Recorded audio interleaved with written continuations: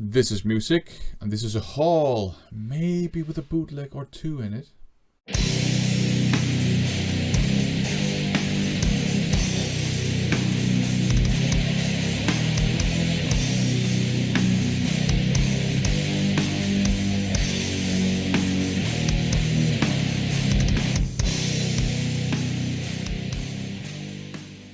Welcome to another haul/update video. In this video I will show you two minor hauls I picked up in February. One of them I bought from a seller online called SpeakNoEvil, and the other small haul is a bunch of records I picked up in the wild. Let's start out by having a look at the SpeakNoEvil records. I picked up 3 records. Very good buying experience, responsible packaging, good communication, fast service, fast shipping, no problems there, excellent seller.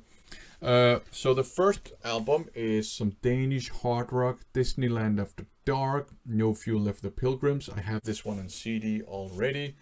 And these are typically not super cheap for some reason. I think I know the reason why. It's a local release with the original band name, the original logo, the original photograph. On subsequent releases, they had to change their name to DAD, and they had to tinker with the photograph to fit the logo in. So this is kind of like part of the first run, as it were. And I didn't pay as much for this one as other sellers want, so that's one reason why I bought this.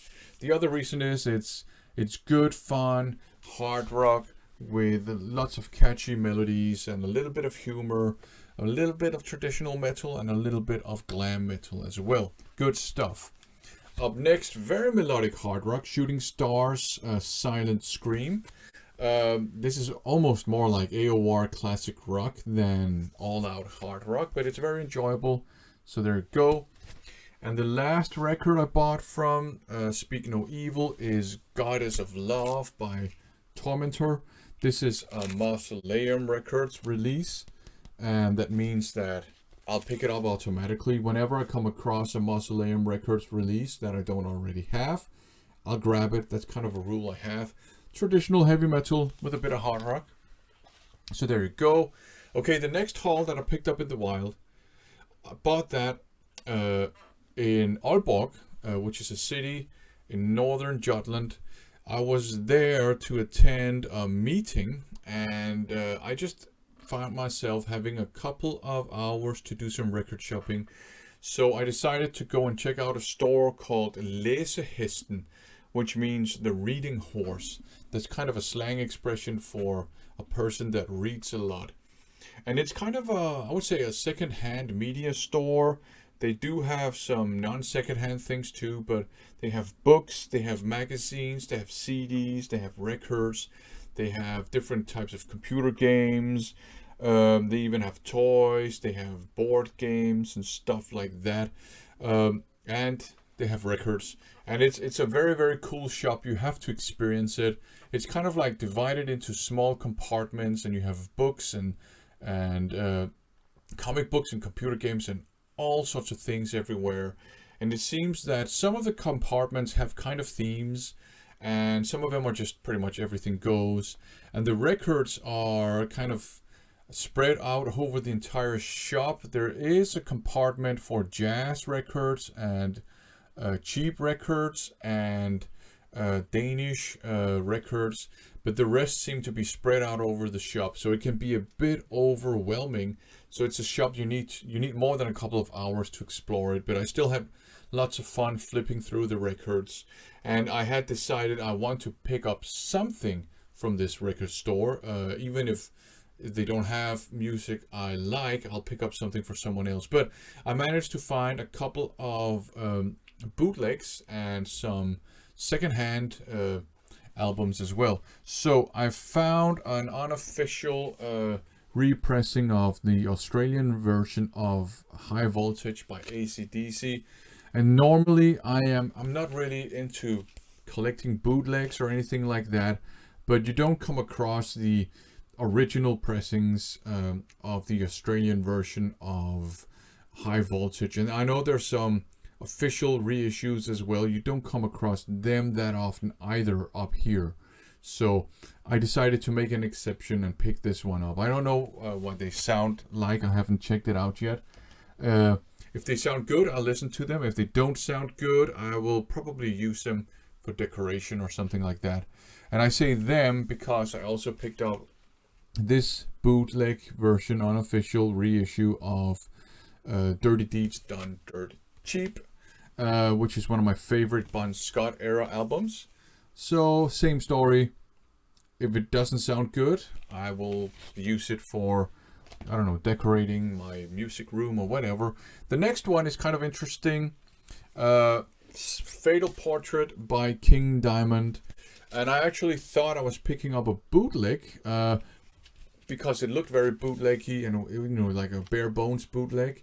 But when I looked into it further, when I got home and checked it out on Discogs and other places, now I think actually I'm in this weird situation, kind of a bizarro situation, where I thought I bought a bootleg, but I think I actually bought an official reissue, because there are some bare bones official reissues and the descriptions of those fit this one very well. The reason why I thought it might be a bootleg is that there is no barcode on it, but there are some of the official reissues that also don't have barcodes. So I think maybe this is an official and not a bootleg, which is weird because normally you think you buy an official and then you learn you've bought a bootleg version. So that's weird. There's also the version where you have the red bat here. There are also some versions where you have a yellow bat. So I think actually it's an official. And of course I'm not going to complain that I thought I bought a bootleg and it's an official, because I do prefer official releases.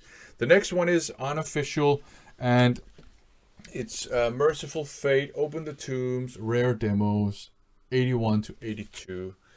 And this is the kind of release that I don't have that much of a problem picking up an unofficial version of it. Because, I mean, it's Rare Demos. I don't know if there is an official release of this, to be perfectly honest. But there you go. Some Mercyful Fate, some demos. And up last, two second-hand albums. I bought two. Quiet Riot. And it's called Condition Critical. I do have Mental Health, and I think half of Mental Health is very good. Half the songs are brilliant, and the other half are actually pretty bad, I think. But it's good enough that, you know, I have it on vinyl and I listen to it. But I didn't really consider buying some more Quiet Riot albums. I thought, you know, that one was enough, but I found these quite cheap copies, so I picked this one up as well. And I also picked up QR3 on vinyl, which I don't think I've heard. I have heard Condition Critical, but I don't think I've ever heard this one before. So there you go. Kind of a weird haul. I thought that I'd bought a bootleg, but it turns out it's probably unofficial.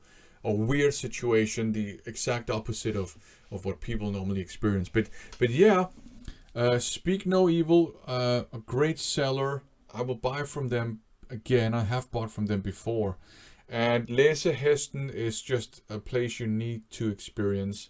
Next time I'm in Aalborg, I will make sure I have more time to explore all the compartments of that store. Good stuff. I'm really satisfied with the things I picked up. Thanks for watching.